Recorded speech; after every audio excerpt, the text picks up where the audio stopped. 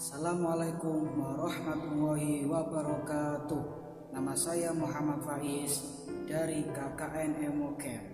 Di sini saya akan berbicara tentang realita pembelajaran pendidikan di RMI wabah COVID ini.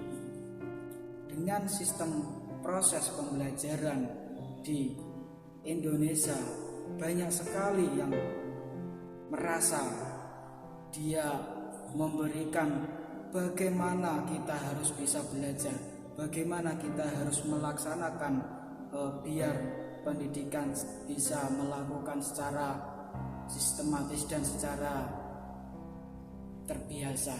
Dengan sistem pembelajaran mengajar, suatu pendidikan wajib memenuhi protokol dan memenuhi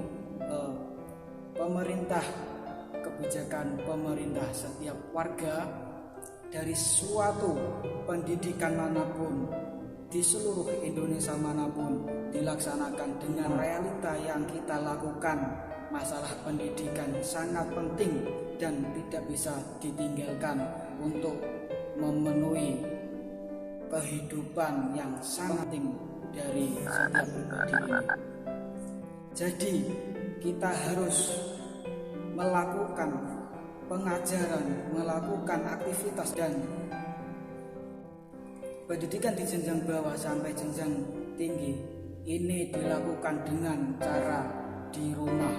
Pembelajaran ini sangat-sangat penting walaupun keadaan COVID yang sangat-sangat tidak bisa dihentikan.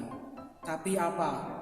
Kehidupan tanpa pendidikan akan menghancurkan kehidupan diri sendiri. Kebijakan pembelajaran ini melalui metode daring merupakan salah satu manfaat yang sangat-sangat besar bagi pengajar atau yang dididik. Karena apa? Bagi siswa modern untuk melakukan keadaan atau situasi, pendidik harus bisa pintar dan bisa melakukan menyikapi di era teknologi digital ini, sehingga kondisi prihatin dalam menghadapi darurat COVID-19 ini.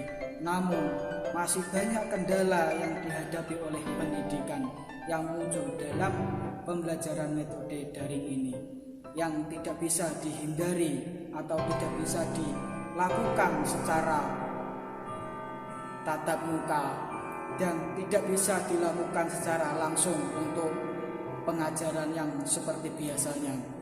Karena kemajuan informasi ini sangat-sangat panjang dan sangat-sangat tidak bisa diberhentikan.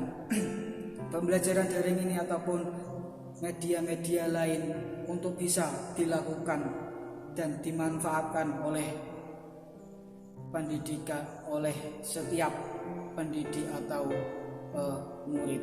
Jadi disinilah ada kelebihan dan ada kekurangan dari kondisi COVID-19 ini. Dari situlah kelebihan di realita pandemi COVID-19 ini. Yang pertama yaitu siswa dilatih untuk lebih menguasai teknologi informasi yang terus dikembangkan oleh keadaan dan oleh situasi kondisi ini. Yang kedua, menumbuhkan kesadaran para siswa bahwa bisa digunakan untuk hal-hal lebih positif, tidak hanya untuk bermain sosial, untuk main game dan untuk foya-foya, dan tidak harus untuk dilakukan secara bermain-main, dan memanfaatkan teknologi di era modern ini. Yang ketiga, siswa lebih cenderung kepada kreatif dan kepribadian yang sangat lebih mandiri dan lebih untuk menjadikan positif pendidikan ini. Dan ada kekurangan. Yang pertama, sulit mengontrol mana siswa yang serius dan meningkatkan pembelajaran mana yang tidak serius. Jadi kita tidak bisa tahu bahwa lewat pendidikan daring ini, manakah yang serius dan manakah yang tidak serius untuk mengetahui apa yang dilakukan oleh anak. Yang kedua, tidak semua siswa atau guru bisa mengakses dengan media yang dibutuhkan oleh saat keadaan COVID pandemi ini. Karena apa? Ada murid yang tidak mengetahui dengan media online, tidak mengetahui dengan media-media yang berkembang saat ini. Yang ketiga, pembelajaran sering kendala di masalah jaringan dan di masalah kota ketika pembelajaran daring yang dilakukan oleh pengajar atau murid. Jadi disinilah peran oleh guru dan siswa maupun semua yang menyangkut tentang pendidikan di era pandemi COVID-19 ini. Maka dari itu bagi guru maupun orang tua harus bijaksana dan adaptasi yang lebih cepat untuk melakukan tindakan-tindakan dan penyikapan yang sangat-sangat harus disikapi dengan baik. Dari situlah guru atau orang tua harus bisa adaptasi yang lebih cepat dengan keadaan COVID ini, karena guru maupun orang tua juga garda terdepan dalam pembelajaran mendidik dan bertambah menjadikan moral atau norma-norma yang baik bagi anak.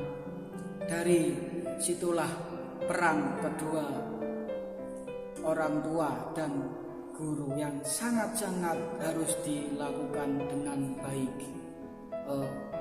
Semua kita harus bisa menyikapi, harus bisa melakukan dengan kondisi ini walaupun keadaan COVID pandemi 19 ini. Jadi yang kita lakukan, yang kita bisa dilakukan dengan baik dan bisa harus kita hadapi keadaan COVID-19 ini. Dari situlah kita harus mencapai tujuan, harus mencapai cita-cita yang sangat-sangat kita harus lewati dengan keadaan COVID-19 ini. Cukup sekian penjelasan dari saya.